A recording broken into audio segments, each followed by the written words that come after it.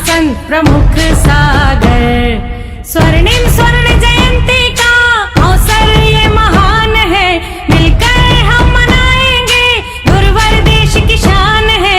प्रमुख सागर जय हो गुरुवर, प्रमुख सागर जय हो गुरुवर। इस कार्यक्रम के अगस्त माह से सितंबर माह तक के पुण्यार्चक हैं श्री पदम चंद जी, श्रीमती शांति देवी पाटनी, श्री संजय श्रीमती शालिनी पाटनी, श्री सुमित श्रीमती रितिका पाटनी, श्री रजत श्रीमती सिमरन पाटनी, प्रतीक्षा, दिशा, नव्या।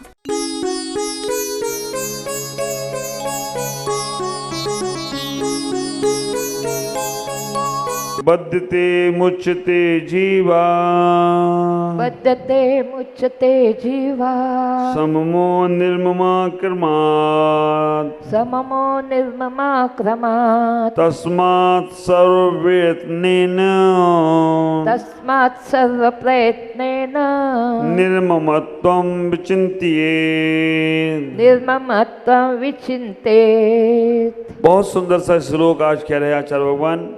बद्धते मुच्यते जीवा, सममो निर्ममा क्रमात्, तस्मात् सर्वप्रयत्नेन निर्ममत्वं विचिन्तयेत्। दो शब्द बहुत महत्वपूर्ण हैं इसमें, बद्धते और मुच्यते। कौन से शब्द महत्वपूर्ण है यहाँ पे? बद्धते और मुच्यते। बस इन दोनों को ही वो समझा रहे हैं। बद्धते माने बंधते हैं और मुच्यते माने छूटते हैं। ये दोनों काम कौन कर रहा है? जीवा। जीवा का मतलब है जीव ही बंधन कर रहा है और जीव ही कर्मों से छूट रहा है। बद्धते मुच्यते जीवा। अब ये दोनों काम हो क्यों रहे हैं? तो आचार्य यहाँ कह रहे हैं बद्धते मुच्यते जीवा कि ममत्व निर्ममता क्रमात्, ममत्व भाव से बंध रहे हैं और निर्ममत्व भाव से छूट रहे हैं। आप विचार करना, ममत्व भाव से बंध रहे हैं और निर्ममत्व भाव से छूट रहे हैं। आगे आचार्य ने कहा तस्मात्, ख्याल करो, आचार्य कहते हैं तस्मात् यत्न प्रयत्नेन, तस्मात् सर्व प्रयत्नेन। तस्मात् सर्वप्रयत्न का मतलब है इस कारण सर्वप्रयत्न से निर्ममत्वम को, निर्ममत्व विचिन्त्येत। इस प्रकार से सब प्रकार से हम निर्ममत कैसे बने, तो विचार करो। आचार्य यहाँ कह रहे हैं ममत्व भाव से छूटो।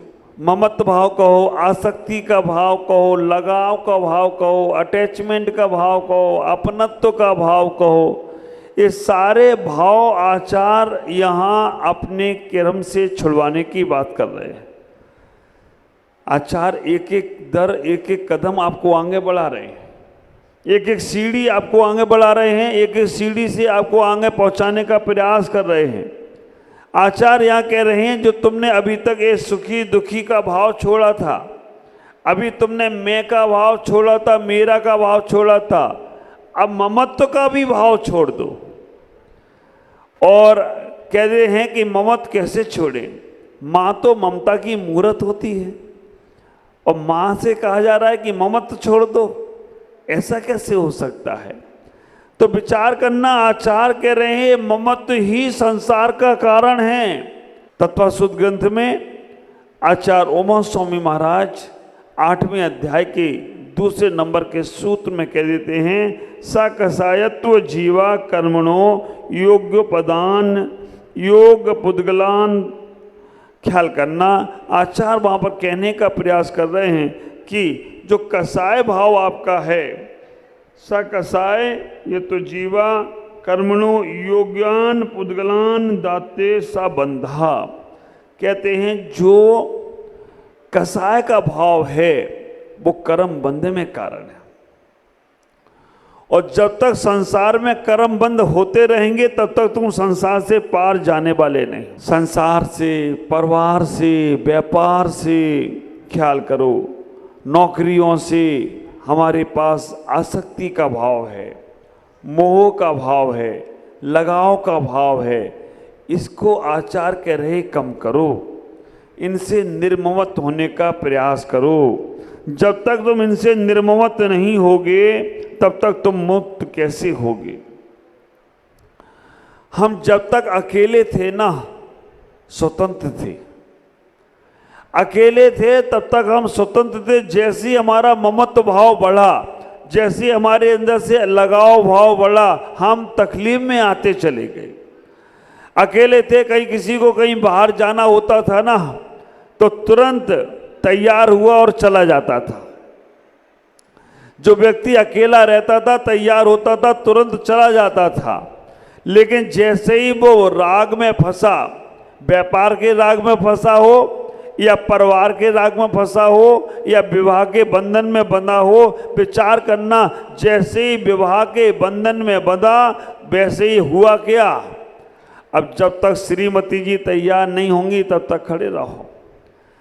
ख्याल करके रखना, डोरी से तो नहीं बंधी हो, लेकिन मोह से बंधी हो। अगर तुम्हारे बच्चे कुछ गलत कर रहे हैं, अगर बच्चे कुछ गलत लाइन में जा रहे हैं, अगर बच्चे कुछ गलत प्रवृत्ति कर रहे हैं और माँ की ममता कह रही है कोई बात नहीं, बच्चे ही हैं, छोड़ दो, तो ख्याल करके रखना, उस वक्त तो तुम छोड़ दोगे, बड़े होकर वो तुम्हें छोड़ देंगे। उस वक्त तो तुम्हारी ममता उन्हें आगे नहीं बढ़ने दे रही है, मोह की ममता उन्हें जकड़ के रखी हुई है। लेकिन बाद में तुम कहोगे भी कुछ अच्छा कर लो, तो वो करने वाले नहीं हैं, क्योंकि उनकी आदत ही वैसी बन जाएगी। ख्याल करना, जिराफ होता है ना, जिराफ, बहुत बड़ा सा गर्दन होती है उसकी, जिराफ ही बोलते हैं ना या और कुछ बोलते हैं, बहुत लंबा सा हाथी जैसा होता है, लंबी गर्दन होती है जिराफ।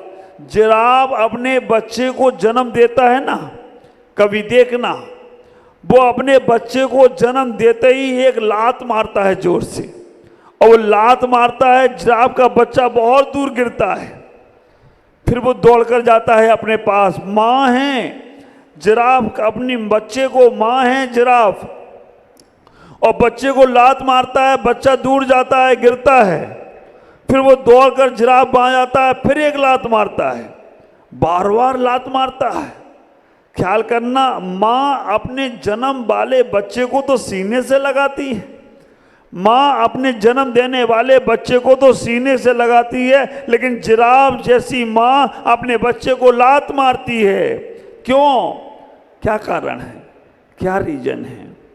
छोटा सा ही रीजन है, इतना ही रीजन है कि अगर माँ ने उसे लात नहीं मारी और वो आगे नहीं गड़ा तो उठ नहीं पाएगा, चल नहीं पाएगा। जन्म के माँ के गर्भ में जितने माह रहा वो बैठा ही रहा, लेटा ही रहा, संस्कार वही पड़े रहे, और वैसे ही जन्म दे दिया। जन्म के बाद अगर उसको चलाना नहीं सिखाया, अगर उसे उठना नहीं सिखाया, तो बच्चा वैसा ही रह जाएगा।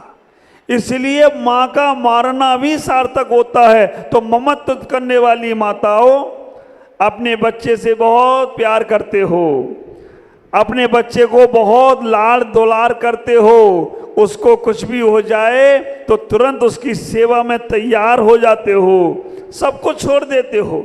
विचार करना, ये पत्नी पति को कब तक प्यार करती है? जब तक माँ नहीं बनी है। माँ बनने के बाद पति का प्रेम कम, बच्चे का प्रेम ज्यादा हो जाता है, और बच्चे के प्रेम में इतनी पागल होती हैं कि पति को भी नहीं कुछ समझे और भी किसी को कुछ नहीं समझे। ख्याल करके रखना, लेकिन इतनी पागल नहीं हो जाओ उस बच्चे को प्यार देने में कि वो बच्चा बिगड़ रहा है और तुम उसे बचाने का प्रयास कर रहे हो। कभी कभी मेरे साथ होता था, घर में मैं गलत चीज करता था तो माँ बचाने की कोशिश करती थी, पिता डांटते थे। आप विचार करके रखना, उनकी डांट आज हमारे कल्याण में कारण तो बन गई, लेकिन माँ का प्यार हमें बचाने में भी कारण बना। कई बार वो हमारे कारण से डांट खा लेती थी, कुछ नहीं, चलो हम कह देंगे, हम संभाल लेंगे। आप विचार करके रखना, कभी कभी डांट भी होना चाहिए, और वास्तव में ऐसी सेटिंग हर घर में होना चाहिए। पिता डांटे तो माँ संभाल ले, और माँ डांटे तो पिता संभाले। अब विचार करना, संघों में भी होना चाहिए, गुरु डांटे तो शिष्य संभाल लें और शिष्य डांटे तो गुरु संभाल लें, तो बैलेंस बना रहता है। और दोनों ही डांटने वाले मिल जाए तो बच्चे टूट जाते हैं। गुरु भी डांटे शिष्य भी डांटे तो शिष्य टूट जाते हैं। ख्याल करके रखना, वो इतना ही विचार करो, ममत भाव नहीं रखो, बच्चों की गलतियों को सुधारने का प्रयास करो।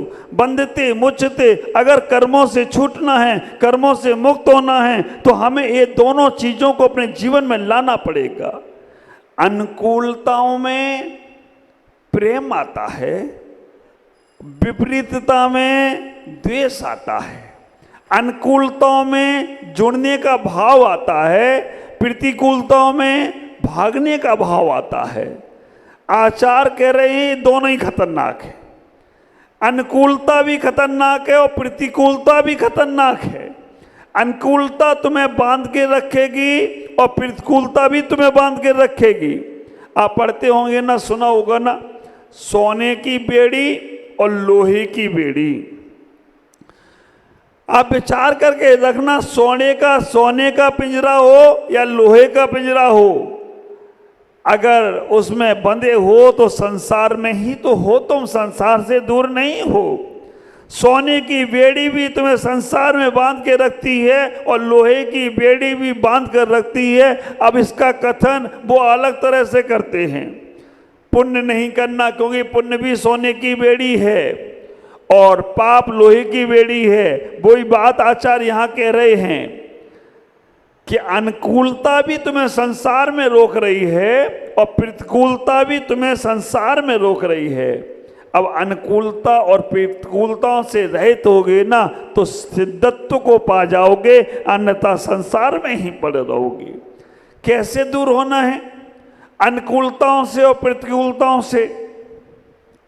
आत्मा में अनुकूलता और प्रतिकूलता नहीं है, शरीर में ही अनुकूलता और प्रतिकूलता है।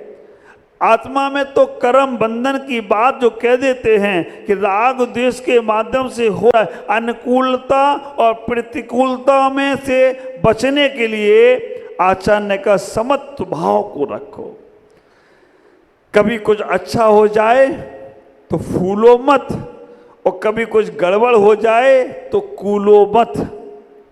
साक्षी का भाव, वीतरागता का भाव, ज्ञाता दृष्टा का भाव, ऐसा भाव तो जागृत करो। अपन ज्ञाता दृष्टा में पहुंचेंगे कब ये मालूम नहीं है, साक्षी के भाव में पहुंचेंगे कब, लेकिन ये विचार तो आना चाहिए कि जो अनुकूलताएं हमारे साथ हो रही हैं ये भी मेरे पुण्य का फल है और जो प्रतिकूलताएं हमारे साथ हो रही हैं ये भी हमारे पाप का फल है। अनुकूलताओं से बचने के लिए संयम को धारण करो, क्योंकि जो तुम्हें मिल रहा है वो तुम्हारे पुण्य के फल से मिल रहा है। अगर तुमने उनका भोग कर लिया, अगर वो वस्तुओं का तुमने संसार में उपयोग कर लिया तो बस वहीं तक कहानी मिलेगी, उसके आगे खत्म। संयम, जो आवश्यकता है उतना करने का प्रयास करो, उसके अलावा छोड़ने का प्रयास करो। अनुकूलताओं में संयम को धारण करो और प्रतिकूलताओं में समता को धारण करो। प्रतिकूलताएं भी तुम्हारी ही तो हैं। आप अनुकूलताओं में संयम रखोगे, प्रतिकूलताओं में समता भाव रखोगे तो आप बंधते मुचते निर्ममत भी हो जाओगे और ममत से भी छूट जाओगे। लेकिन हमें इतना ही विचार करना है, ये दोनों में जो हम समानता लाएं उसके लिए हमें अपने जीवन को उस व्यवस्थाओं से बचाने का प्रयास करना है, उस व्यवस्थाओं को समझने का प्रयास करना है। हम कितने बार राग और द्वेष के कारण से, कितने बार ममत्व के कारण से, कितने बार मोह के कारण से संसार में चले जाते हैं। संसार से बचने के लिए आचार्य यही कह रहे हैं, समत्व को जागृत करो। जितना समत्व भाव होगा, शब्दों में तो कहने को आ ही जाता है, मेरा घर, मेरा परिवार, मेरा व्यापार, मेरा सब कुछ, लेकिन अंदर में तो ये भाव लाओ, ये मेरा कुछ भी नहीं है, मेरा समत्व भाव है, मैं कितना शांत हो सकता हूँ, कितना बाहर की प्रवृत्ति से बच सकता हूँ, कितना बाहर की चीज़ों से अपने आप को समेट सकता हूँ। ख्याल करो, पतंग आकाश में उड़ती है ना, पतंग आकाश में उड़ रही है, कोई बात नहीं, लेकिन उड़ाने वाले के हाथ में मंजा है ना, और मंजा है तो वो पतंग उड़ेगी। अगर कोई उसे काटने आएगा तो क्या करना पड़ता है? काटने आए, खींचना नहीं है, ढील देना है, ढील देना है। अगर कोई दूसरी पतंग काटने आए तो वो ढील देता जाता है, ढील देता जाता है, और उसके पास तो मंजा ज़्यादा है और उसके पास मंजा रहता नहीं है, ढील देता जाता है। उसका जैसी मंजा खत्म होगा वो खींचेगा। तो विचार करना, अपने एक झटके से लिया तो उसकी पतंग को कट जाएगी, आपकी पतंग वापस अपने पास आ जाएगी। ऐसे ही है, हमारी इंद्रियां कुछ करना चाहती हैं, दूसरा में कुछ बोलना चाहता है, दूसरा हमें काटना चाहता है, हमें दूसरा द्वेष के भावनाओं से हमें नीचा दिखाना चाहता है। कुछ मत बोलो, शांत न्यूट्रल में चले जाओ। जब गाड़ी ढलान पे होती है ना तो आदमी पेट्रोल बंद कर देता है, गाड़ी बंद कर देता है, न्यूट्रल में चली जाती है बिना पेट्रोल की। लेकिन उसे कभी कभी एक भी होता है कि मोड़ आता है ना तो गाड़ी का घूमती नहीं है ना तो खाई में भी चली जाती है। तो इतना ही विचार करना, कोई कुछ बोले आप न्यूट्रल में चले जाओ, शांत हो जाओ। जैसे ही शांत होगे वो सामने वाला बोल बाल के थक जाएगा और आप निर्ममत होकर अपने आप को पा सकते हो। आज आचार्य इतना ही कह रहे हैं कि हमें अगर बंधन से मुक्त होना है, बचना है, तो ममत्व भाव को कम करें, निर्ममत्व भाव को भी कम करें, तभी हम बंधन से बच सकते हैं। समत्व भाव को जागृत करने का प्रयास करें। आज इतना ही। ओम नमः जय गुरुदेव।